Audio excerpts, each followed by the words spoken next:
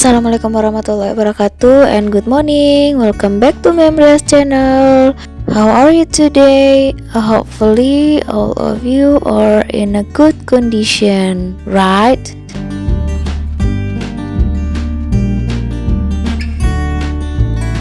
For students, today we will talk about the use of to and enough. Jadi hari ini kita akan membahas tentang penggunaan to dan enough.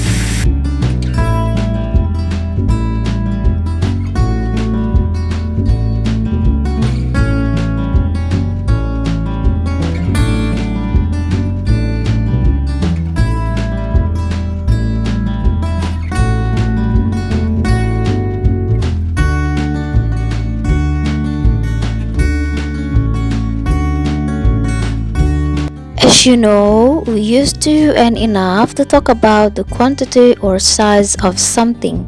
Jadi kita menggunakan to dan enough itu untuk membicarakan sesuatu yang berkaitan dengan quantity atau jumlah dan size atau ukuran dari suatu benda.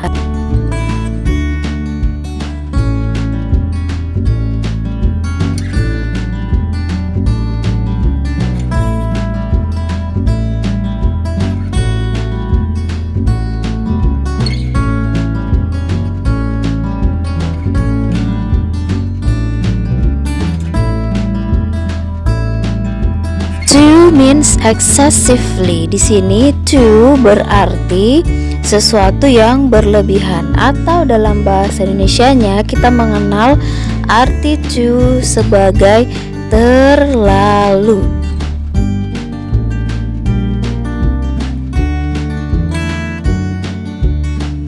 Talking about the formula, to is used before adjective. Jadi jika kita berbicara tentang formula atau rumusnya, maka to itu digunakan sebelum adjective. Maka rumusnya menjadi to plus adjective. Adjective di sini adalah kata sifat ya.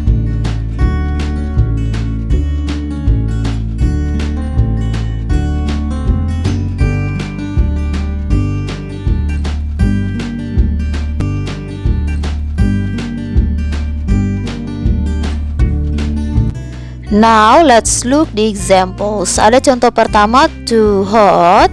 Hot artinya panas, berarti too hot itu terlalu panas. Kemudian too crowded. Crowded di sini ramai, jadi too crowded artinya terlalu ramai. And then the last example, too high. High di sini berarti tinggi. Too high itu terlalu tinggi. Nah, pola kalimatnya to and then disusul oleh adjektif atau kata sifat. Nah, sekarang untuk enough.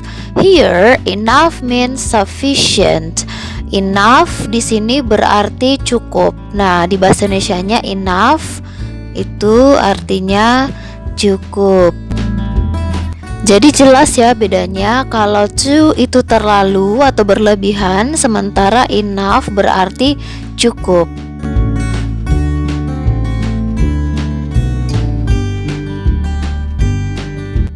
Lalu untuk pola kalimatnya berbeda dengan to, enough is used after adjective. Enough digunakan setelah adjective. Jadi pola kalimatnya adjective plus enough.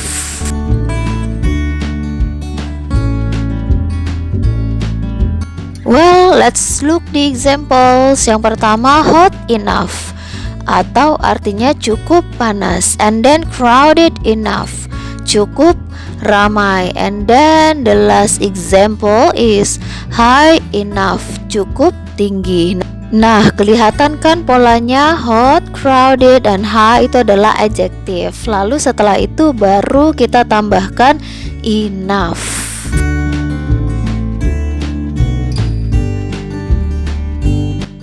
Oke, sekarang kita pindah melihat contoh kalimatnya. The building is too tall. Bangunan itu terlalu tinggi. Nah, dari kalimat ini pola kalimatnya adalah subject, di mana subjeknya di kalimat ini adalah the building. Kemudian jangan lupa tambahkan to be, to be-nya adalah is. Barulah kita menambahkan to atau terlalu, dan adjektifnya di sini adalah tall. Nah, sekarang kita lihat contoh yang lain. The rooms are too dirty. Ruangan itu terlalu kotor. Sekarang kita lihat contoh kalimat yang menggunakan enough ya. The tea was hot enough. Tehnya cukup panas. Nah, pola kalimatnya kurang lebih sama ya dengan penggunaan to tadi. Diawali dengan subjek, lalu jangan lupa penggunaan to be-nya. Kemudian di sini karena kita menggunakan enough, maka adjektifnya muncul lebih dulu baru kita tambahkan enough. Nah, sekarang kita lihat contoh lainnya. I am tired enough. Saya cukup lelah.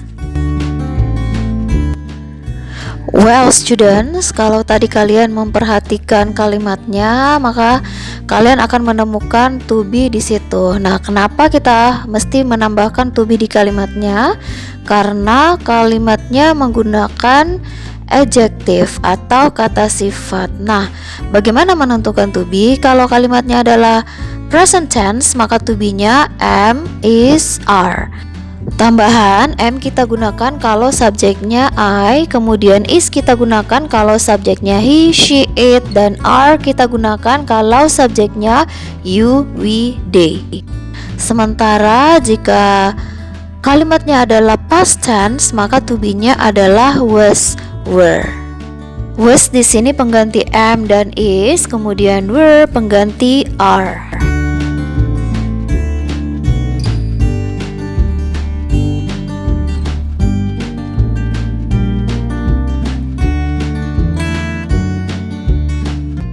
Nah, sekarang kita coba bahas kalimat yang lebih lengkapnya ya, yaitu penggunaan to or enough digabungkan dengan to, yang berarti untuk.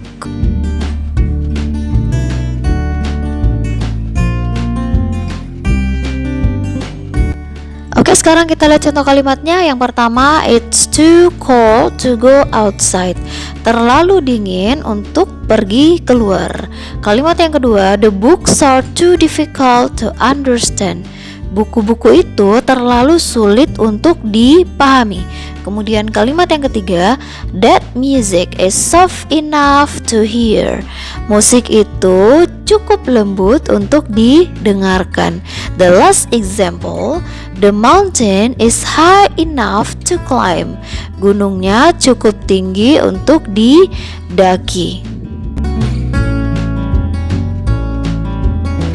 Well, kalau kalian perhatikan kalimat ini terdiri atas cause and effect, di mana cause-nya di sini this coffee is too hot. Kemudian effect-nya adalah to drink.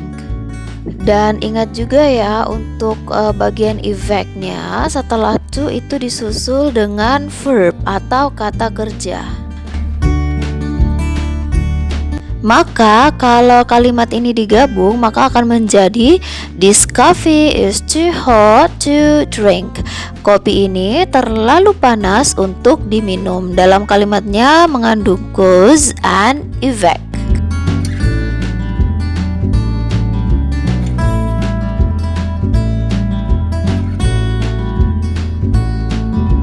Oke, sekarang kita lihat contoh lainnya ya. She's wise enough to keep this secret. Dia cukup bijaksana untuk menyimpan rahasia ini.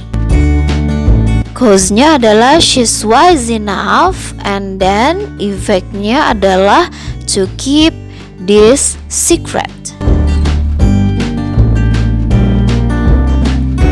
The next example is, I think you're too short to play basketball.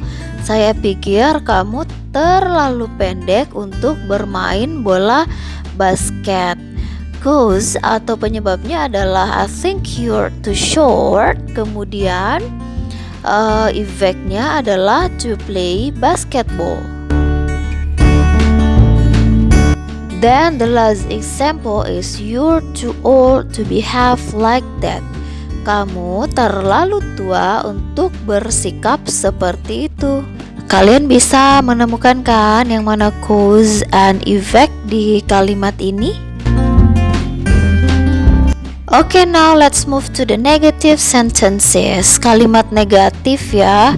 Nah, kalimat negatif itu yang di dalam kalimatnya bukan bermakna negatif, tapi di dalam kalimatnya itu ada kata not, atau dalam bahasa Indonesia itu berarti tidak atau bukan.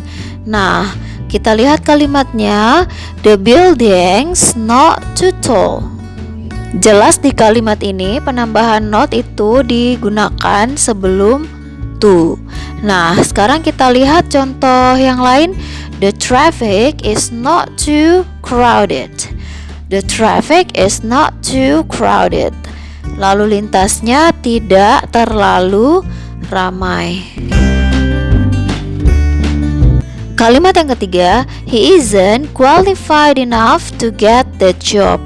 Dia tidak cukup pantas untuk mendapatkan pekerjaan itu.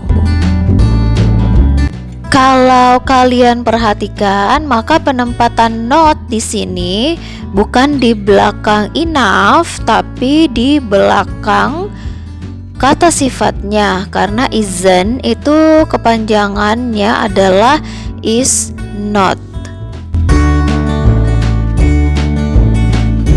Well students, this is the end of our meeting. Thank you for watching. Thank you for your attention. See you on next meeting and have a nice day.